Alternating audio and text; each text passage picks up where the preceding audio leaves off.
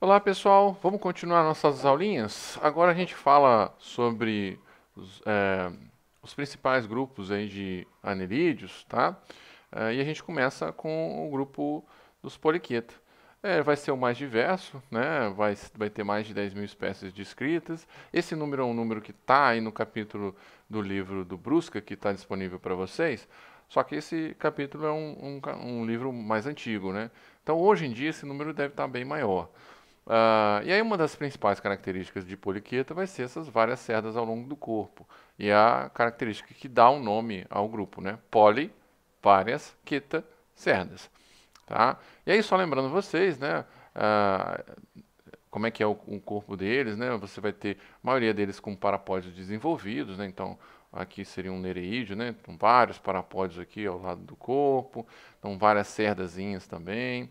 Ah, e aí você vai ter também um prostômio, um peristômio com vários órgãos sensoriais, né? Então aqui, por exemplo, nesse terebrídeo, você vai ter esses tentáculos aqui associados ao peristômio, né? Você vai ter vários cirros também, aqui também esses tentáculos aqui associados aqui a esse sabelídeo, tá? Então você vai ter e também se você pensar esse prostômio, via de regra ele vai estar mais desenvolvido, né?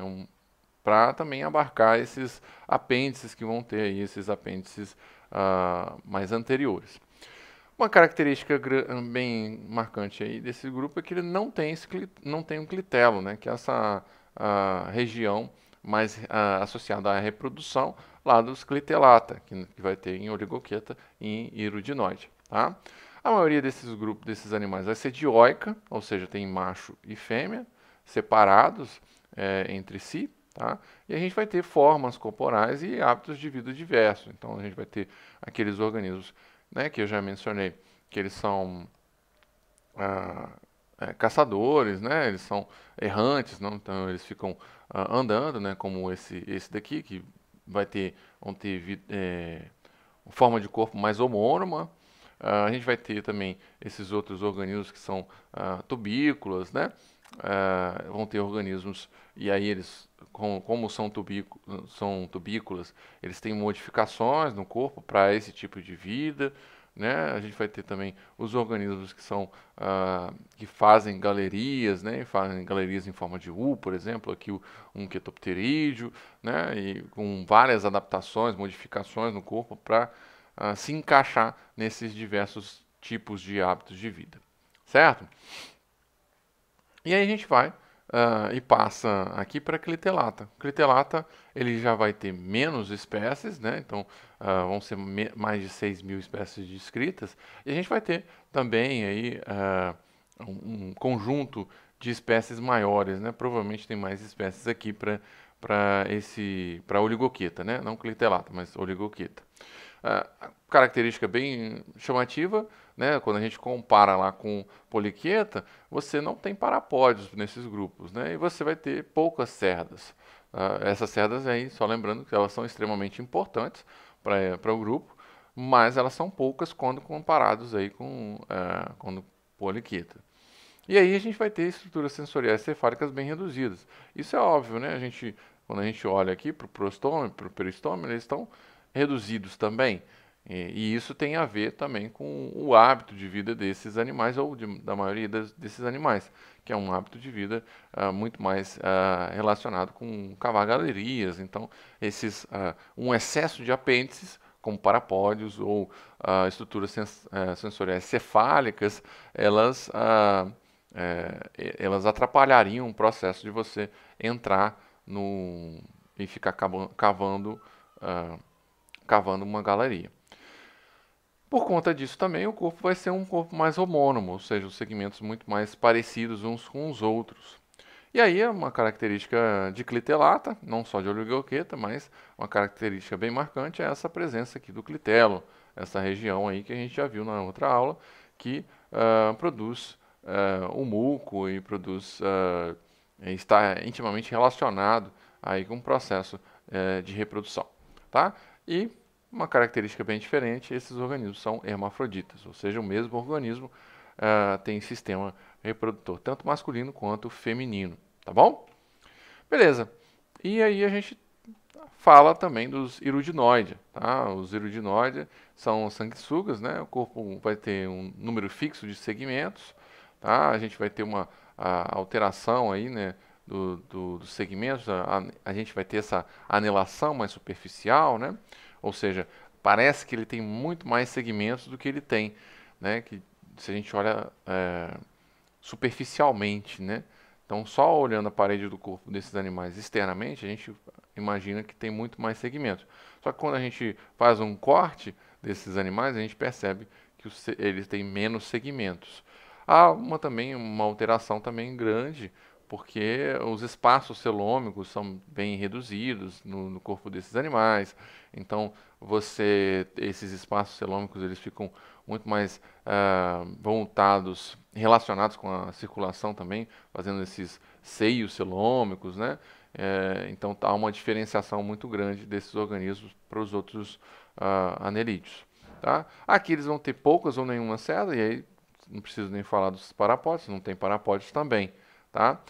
A gente acaba não dizendo que eles são homônimos, porque eles vão ter algumas especializações, né? Eles vão ter o clitelo, né? O clitelo vai estar presente aí, e eles vão ter ventosas.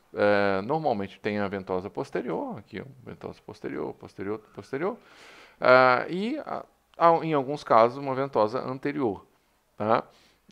Que eles usam também para fazer o processo de movimentação deles, né? Só lembrando como é que eles fazem a locomoção, né? Locomoção em processo de médio palmos, tá? Beleza. Então, esses são os principais que a gente menciona, que a gente acaba falando. Tem outros 3 grupos aqui que é bem interessante a gente falar, que é importante a gente falar também por conta da importância em termos de classificação deles, tá? A gente tem os ciboglenídeos, né, os vermes de barba, né, que são vermes mais ou menos com esse formato aqui. Eles vão ter cerca de 180 espécies, tá? E aí o corpo desses organismos vai ser dividido em 4 regiões bem características, né? Um lobo cefálico, né? Então aqui a gente tem que seria basicamente o prostômio, né? Essa parte aqui, mais anterior do corpo dele. O peristômio, que seria a região anterior do corpo, um tronco, essa parte aqui do corpo, né, essa parte mais alongada aqui, e a gente vai ter o opistosoma, que vai ser esse finalzinho aqui, essa parte final do corpo. Reparem que o opistosoma, ele vai ser segmentado, tá? Ele vai ser bem segmentadinho aqui. No tronco, você tem alguns indícios de alguns segmentos e tal, e você tem cerdas aqui também, ó. Aqui você tem ânulos aqui, e você tem cerdas aqui, tá? Então tem características bem presentes, né, de anelídeos, tá? Aqui é interessante, aqui é um outro tipo, né, de ciboglinide, que seriam os que eram chamados antigamente de vestimentíferas, né? Eles vão ter essa plumazinha, a vestimenta, que é essa parte aqui do corpo, há um tronco também, né? E aqui embaixo, no finalzinho, o opistossomo também, tá? Esses 2 organismos, eles são organismos que são bem se desenvolvem, né, em tubos, né? Então eles são meio tubículos.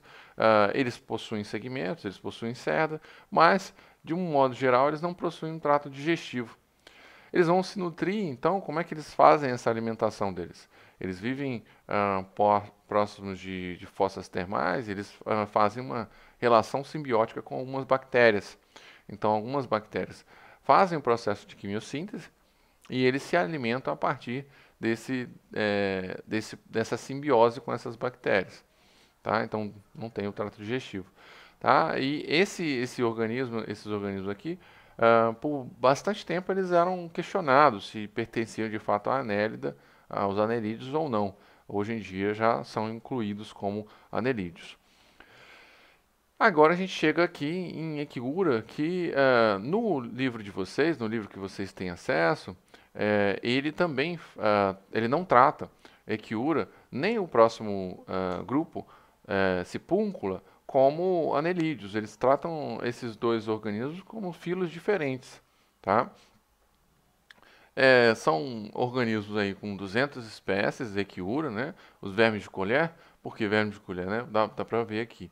Ele tem, o corpo dele vai ser dividido numa parte, né? Um tronco, né? Que vai ser mais posterior, e uma parte anterior aqui, né? Que você vai ter essa probóscide, né? Olha aqui, probóscidezinho.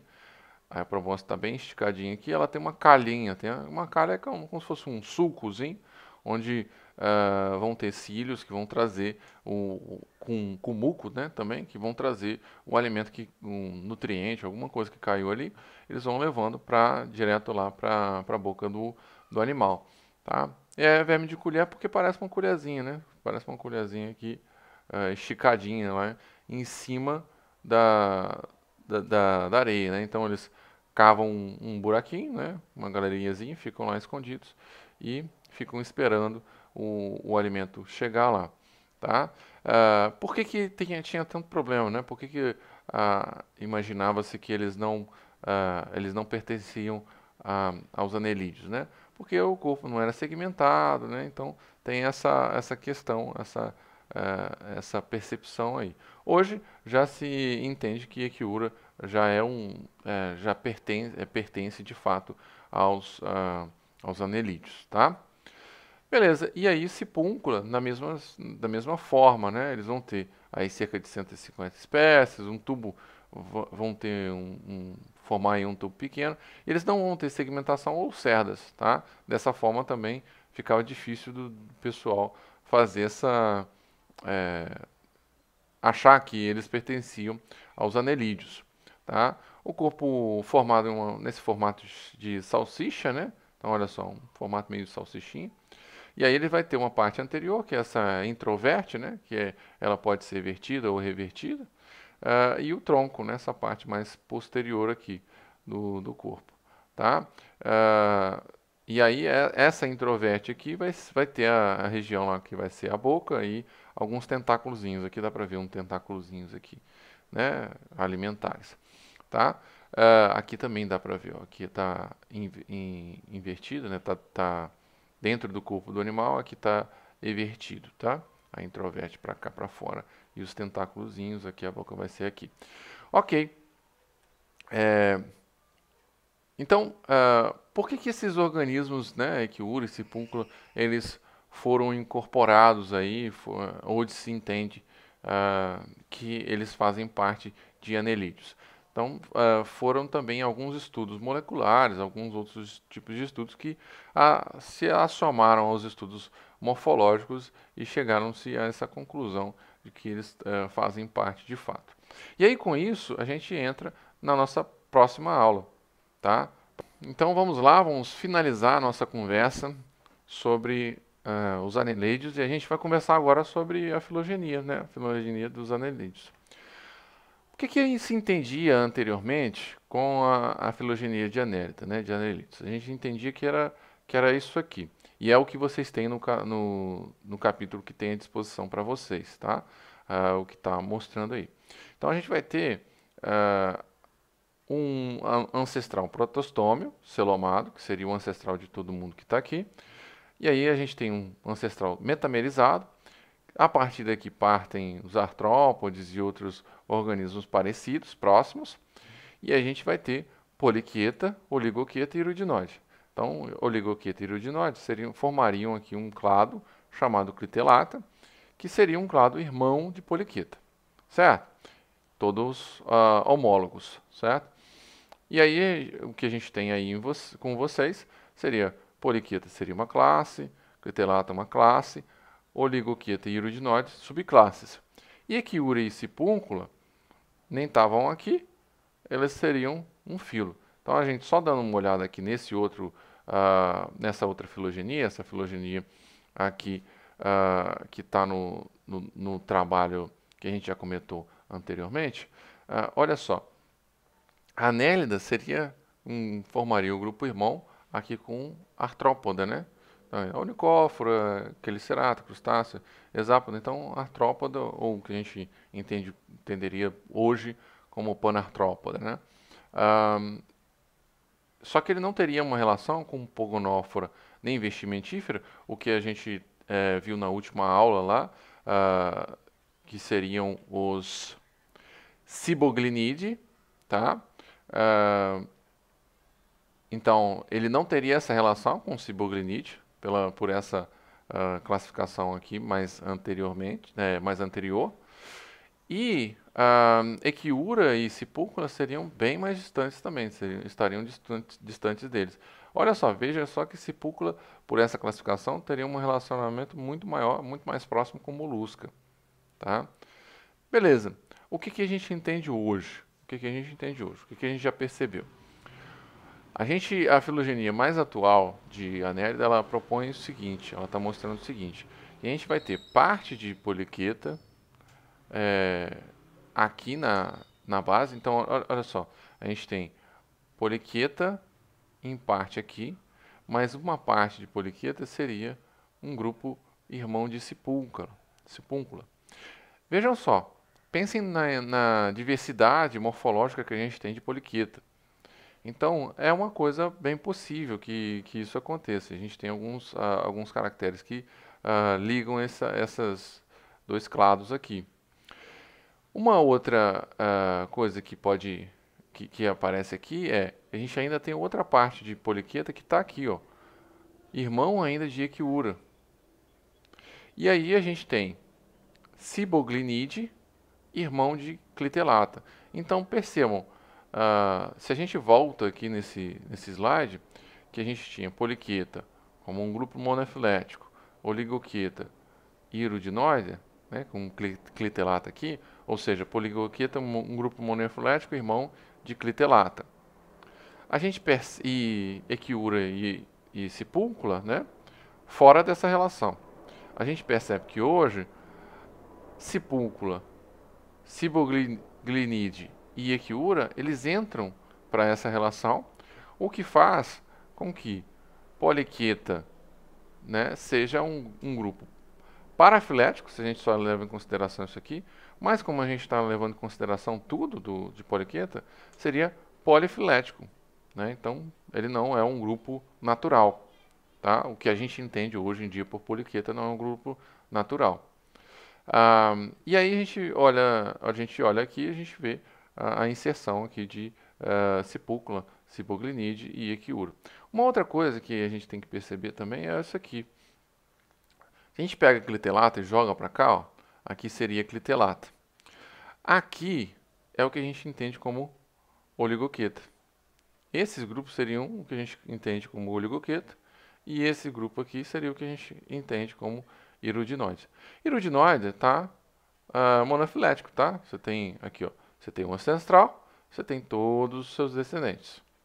Agora, oligoqueta não, porque você tem seu ancestral, mas você não tem todos os descendentes desse ancestral aqui. Aqui, a gente está dizendo que é uma outra coisa. Se oligoqueta, por exemplo, fosse só aqui, tivesse aqui só limitado a esse clado, beleza, seria um grupo monofilético. Mas como ele inclui lombricide, ele vai incluir esse outro clado aqui. E a gente está pegando clados, mas a gente não está pegando todos. A gente está pegando o ancestral, mas a gente não está pegando todos os descendentes desse ancestral. Então, o oligoqueta é parafilético.